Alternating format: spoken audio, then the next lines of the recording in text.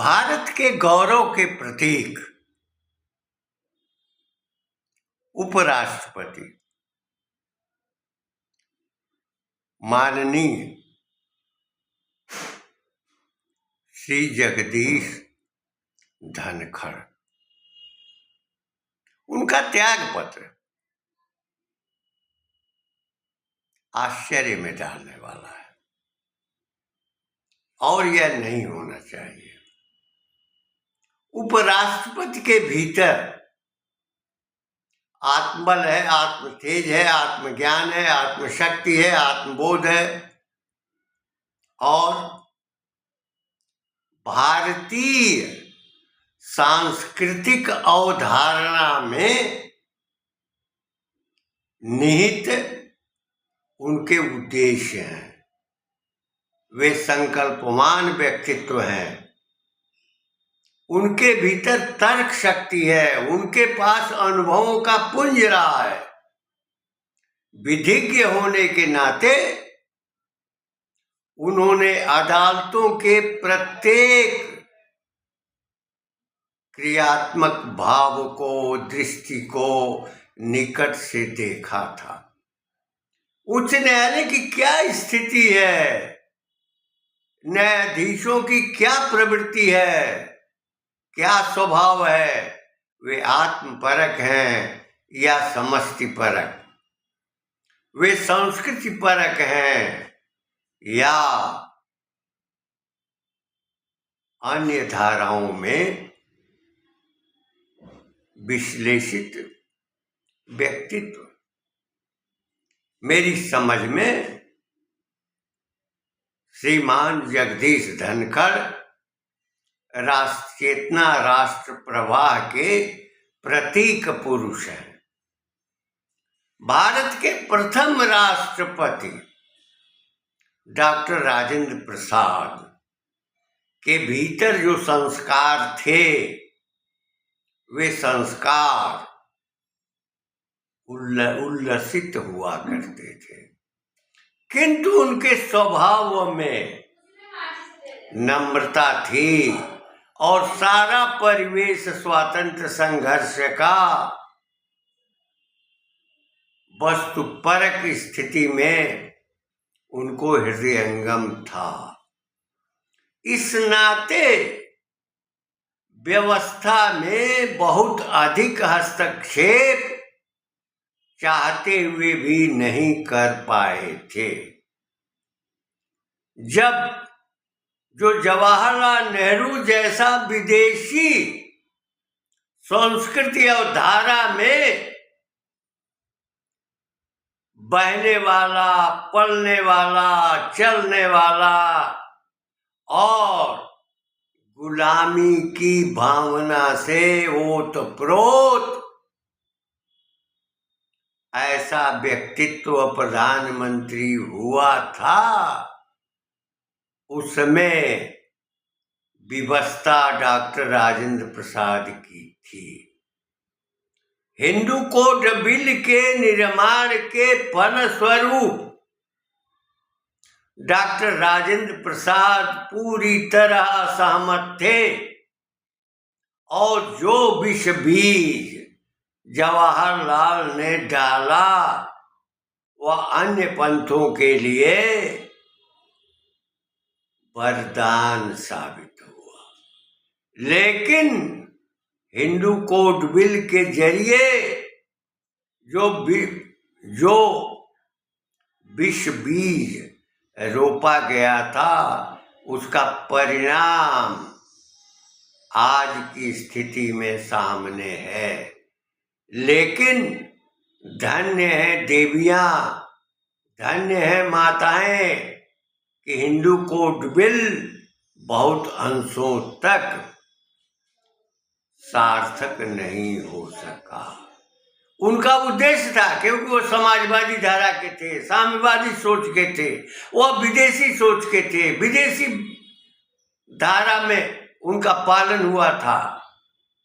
यूरोपीय सभ्यता, यूरोपीय संस्कृति में उनका संस्कार था।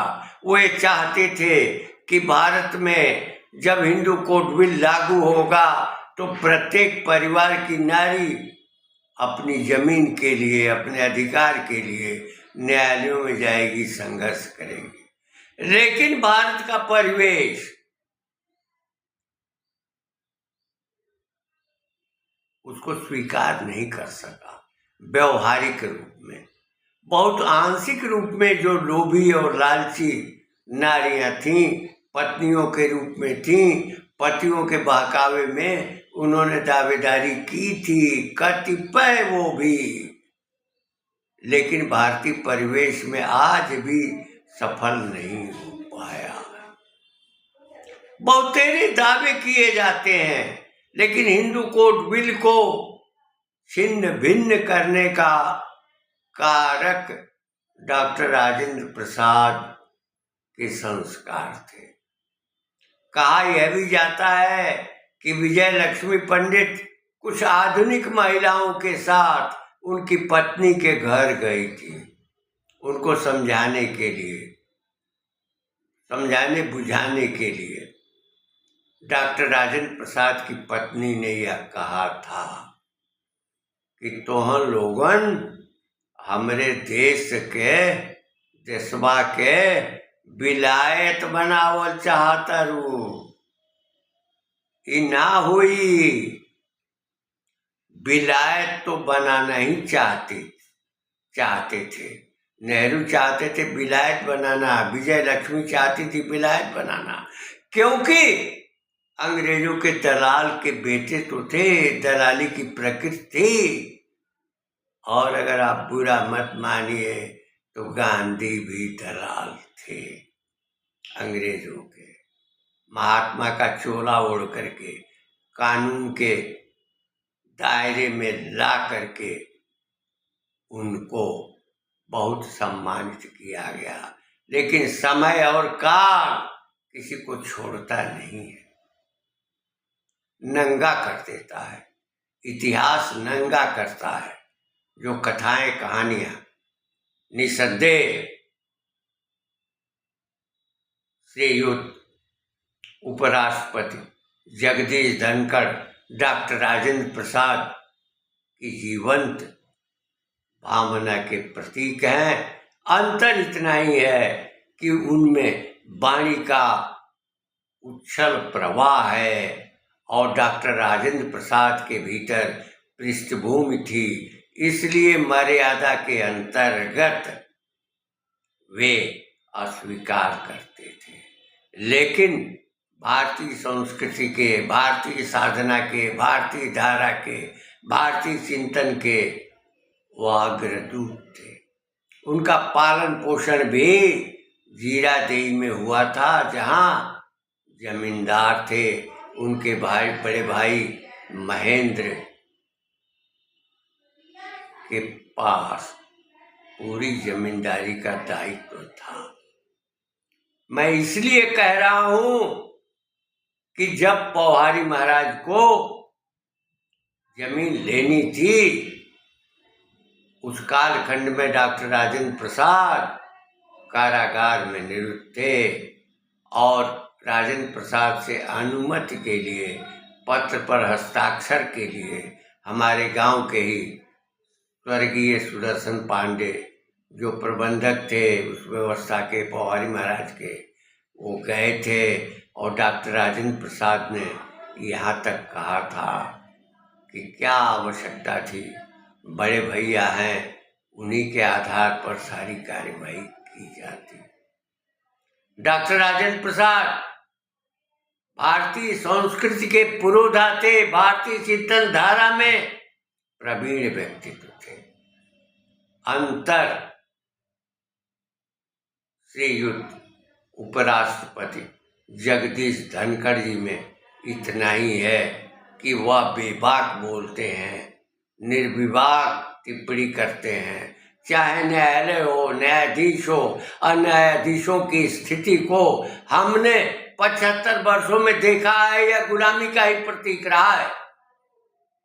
कहने के लिए न्याय है, लेकिन वह न्याय व्यक्तिपरक होता रहा है। प्रारंभ से कथित आजादी के काल से न्यायालय की प्रक्रिया को आप देखेंगे तो जिले से लेकर और उच्चतम न्यायालय तक सभी कुछ लोगों को छोड़कर शासन सत्ता के प्रभाव में प्रभावित दिखाई पड़े हैं। और जो कहा है, जो शासन ने कहा है, करवाया है। लेकिन न्यायाधीश की स्थिति व्यक्तिगत नहीं होनी चाहिए, व्यक्तिनिष्ठ नहीं होना चाहिए। वह न्याय का देवता है, न्याय की मूर्ति है।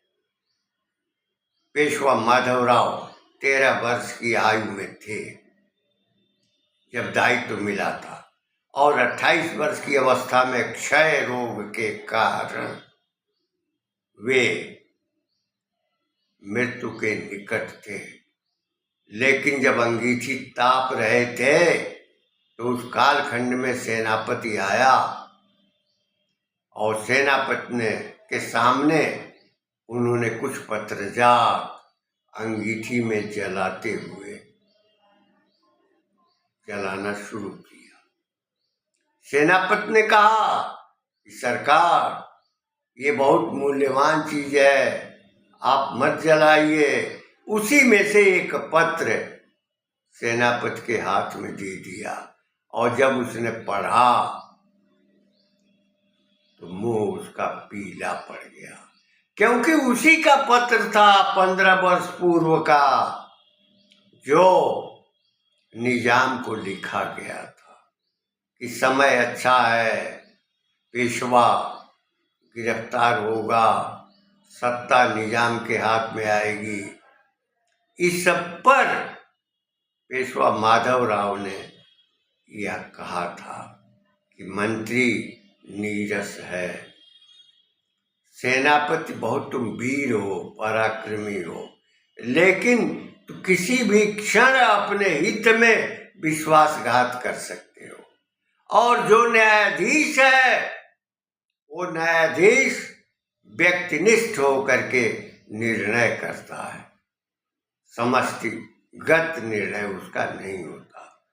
पेशवा माधवराव के द्वारा कहे गए न्यायाधीश के संबंध में कथन पूरी व्यापकता में है, व्यापक सोच के अंतर्गत है।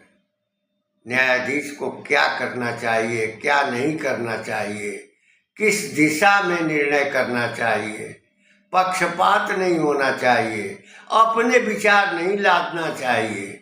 जो नियम है, विधि है, समाज के हित में, राज्य के हित में, शासन के हित में, उस पर निर्णय होना चाहिए। जनता के हित में, जनता की पीड़ा दर्द के हित में। यह पेशवा माधवराव का वक्तव्य था। न्यायाधीश जो न्याय का कार्य करते थे, न्यायाधीश के अंतर्गत आज का परिवेश 75 वर्षों का कालखंड न्यायाधीशों की स्थिति वही रही है।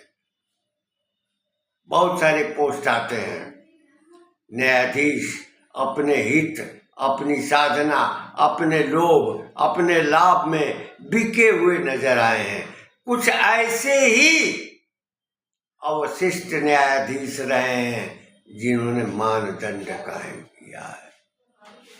इलाहाबाद के न्यायाधीश जिसने प्रधानमंत्री शक्ति संपन्ना प्रभुत्व संपन्ना श्रीमती इंदिरा गांधी के चुनाव को अवैध घोषित किया था, वह न्यायाधीश किसी दबाव, लोभ, लाभ, घुड़की पर नहीं झुका।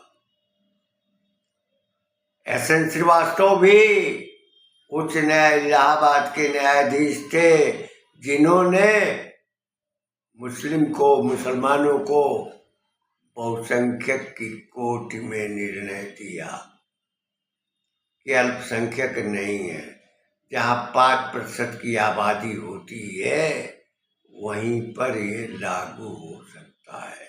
और निसंदेह इतनी बड़ी संख्या में मुस्लिम आबादी है तो उनको अल्पसंख्यक मानना नियम विरुद्ध है।